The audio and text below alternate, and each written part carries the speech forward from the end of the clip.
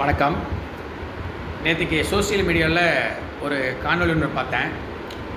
அதில் திமுக கொத்தடிமை, திமுகவுக்கிட்ட சம்பளம் வாங்கிட்டு வேலை செய்கிற ஒரு நெறியாளர், திமுக என்ன தப்பு செஞ்சாலும் அதை மறைச்சிட்டு திமுகவை தூக்கி பிடிக்கிற ஒரு நெறியாளர், அவர்கிட்ட விருந்தினராக ஒரு இஸ்லாமிய நண்பர் உட்காந்துருந்தார். அவரும் ஒன்றும் பேச்சில் சலிச்சாலெல்லாம் இஸ்லாமியர். அவர் ரொம்ப திறமையாக பேசக்கூடிய ஆள் தான்.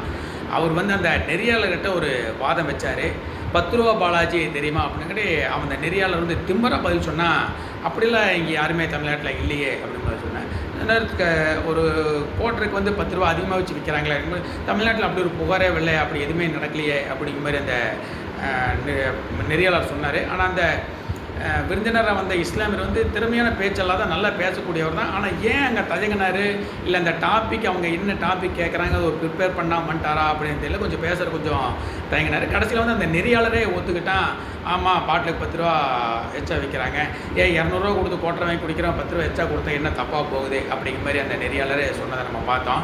இந்த நெறியாளர்கிட்ட நாங்கள் கேட்குறது என்ன அப்படின்னா, 10 ரூபா எச்சா கொடுத்து வாங்கினா என்ன நஷ்டம் அப்படின்னு கேட்குற நெறியாளர் நீங்கள், உங்கள் முதல்வர், அதாவது நீங்கள் ஆதரிக்கிற கட்சியோட முதல்வர் சொல்லிக்கிறாரு, தேர்தலுக்கு அப்புறம் மத்திய அரசு, அதாவது நீங்கள் ஒன்றிய தான் சொல்லுவீங்க, ஒன்றிய பாஜக அரசு பெட்ரோல் விலையை ஏற்றிருச்சு, சிலிண்டர் விலையை ஏற்றிருச்சு, மக்களோட தலையில் நிதி சுமையை நினைக்கிறாங்க அப்படிங்கிற மாதிரி பேசியிருந்தீங்க.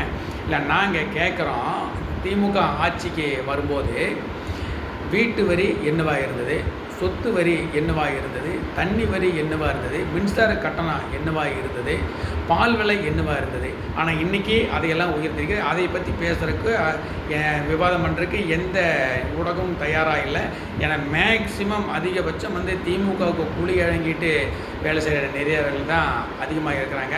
இதே மாதிரி திமுக ஆட்சி 5 வருஷத்துக்கு முன்னாடி ஆட்சிக்கு வரும்போது ஒரு சாதாரண ஒரு 4 பேர் இருக்கிற ஒரு குடும்பத்துக்கு ஒரு 3000 3,900 இருந்தால் போது அத்தனை மளிகை ஜாமானத்தை வாங்கலாம், ஒரு மாதத்துக்கு முன்னாடி மளிகை ஜாமானத்தை வாங்கலாம். ஆனால் இன்றைக்கி இந்த 5 வருஷம் திமுக ஆட்சியோட முடிவு வந்துருச்சு.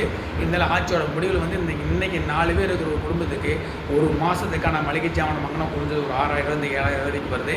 இதையெல்லாம் பேசுகிறதுக்கு விவாதம் பண்ணுறதுக்கு எந்த நெறியாளரும் தயாராக இல்லை. பேசுகிறதுக்கு துப்பும் திராணியும் கிடையாது. இவனுக்கு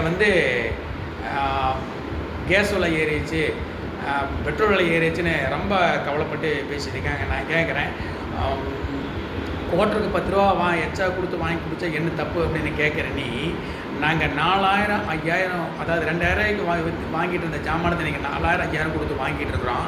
அப்படி வாங்குகிற எங்களுக்கு கேஸுக்கு ஒரு 100 ரூபா எச்சா கொடுக்குறோம், எங்கள் குடிமொழி போயிடல, அது நாங்கள் வாங்கிக்குவோம். அதே மாதிரி பெட்ரோல் விலை 2 லட்சம் 3 லட்சம் கொடுத்து பைக் வாங்கி ஓட்டுற எங்களால் பெட்ரோலுக்கு 20 ரூபா கொடுத்து எச்சா கொடுத்து இறக்கிறனால எங்கள் குடிக்கு போயிடல.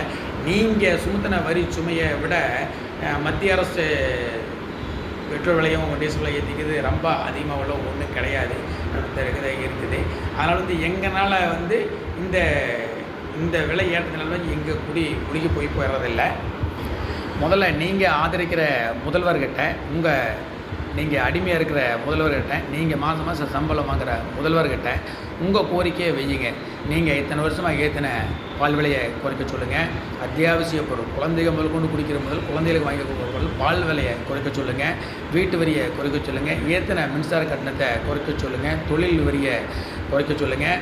அத்தியாவசிய பொருட்கள், அதாவது மளிகை பொருள் முதல் கொண்டு விலையை ஏற்றி விட்டுருக்காங்க, அந்த விலையை பூரா குறைக்க சொல்லுங்கள்.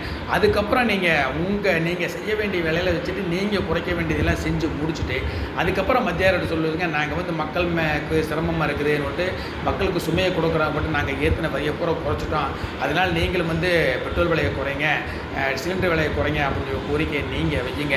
நீங்கள் செய்கிற அயோக்கியத்தனம், எத்தனை வேணாலும் வரி ஏற்றுவீங்க, என்ன வேணாலும் பண்ணுவீங்க, ஆனால் வாய் திறந்து பேச மாட்டீங்க. மத்திய அரசு கச்சா எண்ணெய் விலை இல்லை உலகத்தில் உள்ள மாற்றங்கள் காரணமாக சிறுசாக கொஞ்சம் விலை ஏறிச்சுன்னா அப்படி தமிழக மக்களை அப்படி திசை திருப்பி மத்திய அரசு தான் பூரா சுமையும் தமிழக மக்கள் மேலே திணிக்கிற மாதிரி பேசுவீங்க. இந்த நிலையை மாற்றுங்க. தயவு செஞ்சு கொத்தடிமை இருங்க, ஆனால் முரட்டு கொத்தடிமையாக இருக்காதீங்க. உங்கள் விவாதம் நேர்மையான விவாதமாக இருக்கட்டும். பத்திரிக்கை மேலே மக்கள் நம்பிக்கை வச்சுருந்தாங்க, வச்சுருந்தாங்க ஒரு காலத்தில். இப்போ பத்திரிகைக்காரங்கள்னாவே ரொம்ப கேவலமாக நினைக்கிற அளவுக்கு இன்றைக்கி பத்திரிக்கையையும் மீடியாவையும் கொண்டு விட்டீங்க. மக்கள் மத்தியில் பத்திரிக்கைக்கு இருந்த மரியாதையே போச்சு. தயவு செஞ்சு இந்த மாதிரி மக்களை திசை திருப்புற வேலையை நீங்கள் செய்ய வேண்டாம். அப்படி நீங்கள் மக்களை திசை திருப்பினாலும் அதையெல்லாம் கேட்க மக்கள் தயாராக இல்லை.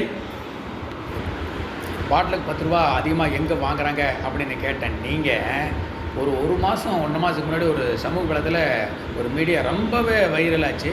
ஏன்னா அதை நீங்கள் பார்த்துருப்பீங்க, ஆனால் பார்க்காம நடிப்பீங்க.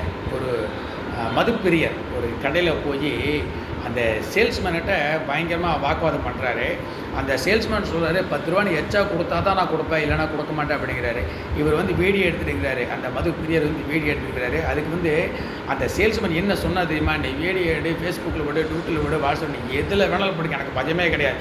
10 ரூபா கொடுத்தா நான் கொடுப்பேன், 10 ரூபா கொடுக்க முடியும், நீ என்ன பண்ணணும். அந்த அளவுக்கு தைரியம் பேசுகிறாருன்னா அந்த தைரியத்தை யார் கொடுத்தது?